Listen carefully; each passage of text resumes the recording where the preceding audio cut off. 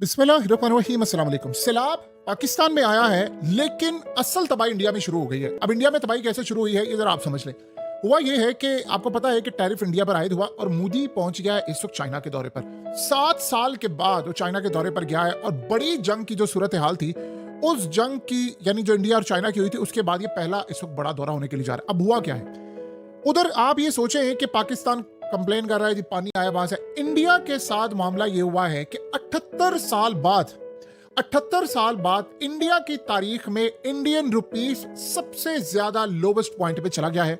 और अमेरिका ने आज मोदी को पैगाम दिया, तुम्हें कहा था ना कि हम तुम्हारी करेंसी को तितर बितर कर देंगे। और आज हुआ यह है कि इस वक्त तकरीबन आप समझ ले इंडिया में ऑलमोस्ट 89 रुपीस का यूएस डॉलर हो गया है। जो मोदी जब आया था तो तब 74 का था। ये इंडिया को इतना डैमेज कर रहा है, इतना करेंसी इनकी डैमेज करी जिसका आप तो सब्र नहीं कर सकते। और सही मायनों में अब चूंकि वो ब्रेक हो गया है, सारी रेजिस्टेंस टूट गई है। अब हुआ ये है कि ये डॉलर जाएगा तकरीबन 100 पर, 110 पर, 115 पर, 125 तक जा सकता है आने वाले दिनों में। जाहिर सी बात है इंडिया को 70 अरब डॉलर का लॉस हो रहा है जो टैरिफ आयद किया है, जो वो चीजें भेज रहे थे अमेरिका में। अब सिनेरियो यहां पर ये हुआ है कि मोदी करने के लिए गया है वहां पर डील फाइनलाइज। अब डील फाइनलाइज में इंडिया की होने जा रही है तबाही अगर वहां कोई डील ऐसी फाइनलाइज नहीं होती, क्योंकि इंडिया को हर सूरत वो मार्केट चाहिए जहां पर वो अपना 70 अरब डॉलर का माल बेच सके। देखिए इंडिया में इस वक्त हालात बहुत ज्यादा खराब है। फैक्ट्रीज इस वक्त मुकम्मल तौर पर फारिग लोग बैठे हुए हैं। वो जो एक्सपोर्ट कर रहे थे वो एक्सपोर्ट जाहिर सी बात है उनकी रुकी हुई है। और जो सीजन है इस वक्त खास तौर पर सितंबर से लेकर दिसंबर तक तो इतना पीक सीजन होता है जिसमें चीजें उनकी बिकती हैं, अमेरिका के अंदर माल बिकता है। और ट्रंप ने जो असल में आज का डोनाल्ड ट्रंप गायब है। आपको पता है कि इस वक्त हर जगह एक ट्रेंड चल रहा था कि डोनाल्ड ट्रंप मर चुका है, डोनाल्ड ट्रंप मर चुका है, डोनाल्ड ट्रंप के साथ ये हो गया वो गया, उसकी सेहत खराब है।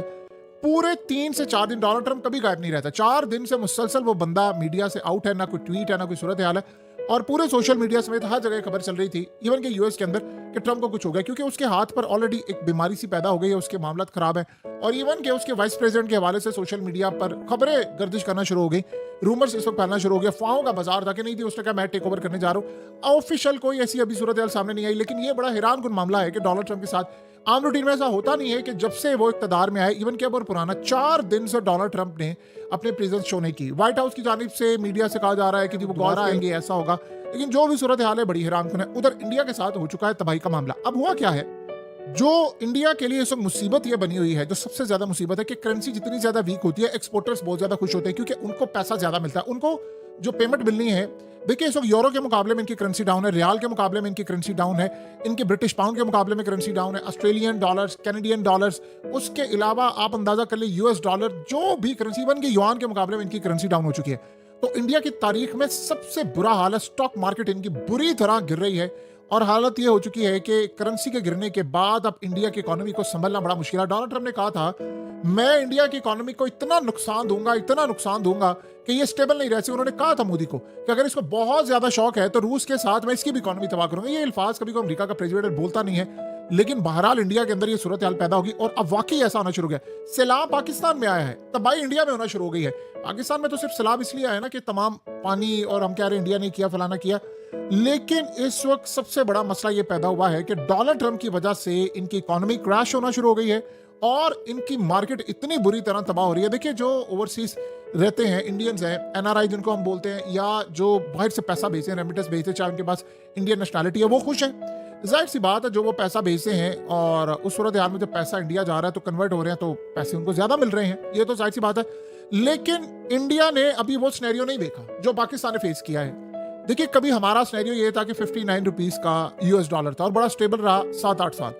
लेकिन मसला सारा यहाँ पर यह हुआ कि जब वो करेंसी गिरना शुरू होती है, अभी तो बैठकर ओवरसीज बहुत सारे लोग ये देख रहे हैं ना क्या बात है जी, ऐसा हो गया वैसा हो गया, लेकिन जब ये सूरत हाल यहाँ से गिरेगी तो उसका अंदाजा नहीं है कि जब करेंसी गिरती है तो सबसे पहले महंगाई होती है, चीजें कॉस्टली होना शुरू हो जाती हैं। और जो आप बाहर से पैसा भेजते हैं वो बज़ाहिर आपको लग रहा होता है कि उसको कन्वर्ट करेंगे तो वो बहुत ज्यादा होगा, लेकिन सूरत हाल उससे ज्यादा खतरनाक होती है। पैसा आप कन्वर्ट तो करवा लेते हैं, लेकिन मुल्क में जो महंगाई होती है, चीजें जो महंगी हो जाती हैं, वो आपको उससे ज्यादा महंगी पड़ना शुरू हो जाती है। तो ये करेंसी का गिरना पूरे मुल्क के अंदर इन्फ्लेशन लेकर आने का जो सिलसिला शुरू होगा वो इंडिया के कंट्रोल में नहीं होगा। अब ये सबसे बड़ा मसला है कि अगर डॉलर 110-15 पर चला गया, इंडिया की तबाही हो जाएगी। देखिए हमारे साथ मसला बड़ा डिफरेंट था।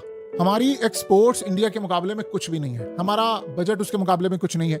इंडिया एक बहुत बड़ी इकोनॉमी है। इंडिया अगर डाउन जाता है तो ये याद रखिएगा पूरी दुनिया के ऊपर इसका असर पड़ेगा।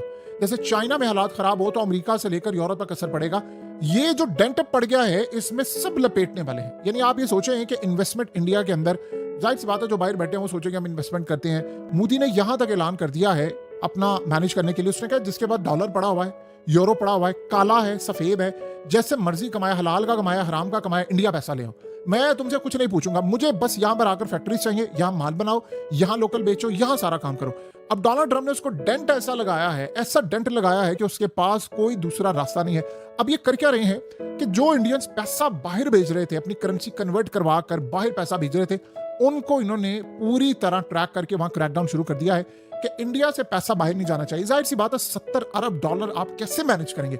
$70 अरब आपको मैनेज करने के लिए बहुत सारे पापड़ बेलने पड़ेंगे, आपको मार्केट ढूंढना पड़ेगी। अब ये जो फैक्ट्रीज हैं जहां पर गारमेंट्स का काम होता है, जहां पर इतनी बड़ी तादाद के अंदर लोग सामान बेचते हैं, अब सोचें कि अगर इंडिया के अंदर जो टी शर्ट $8 से $10 की बनती थी वो $16-18 की बन रही है, तो ना वो चाइना से कम्पीट कर पा रहे हैं, ना वो बांग्लादेश से कम्पीट कर पा रहे हैं, तो वो किससे कम्पीट करेंगे? एक सिंपल सा और सादा सा सवाल है, आप किससे कम्पीट करेंगे?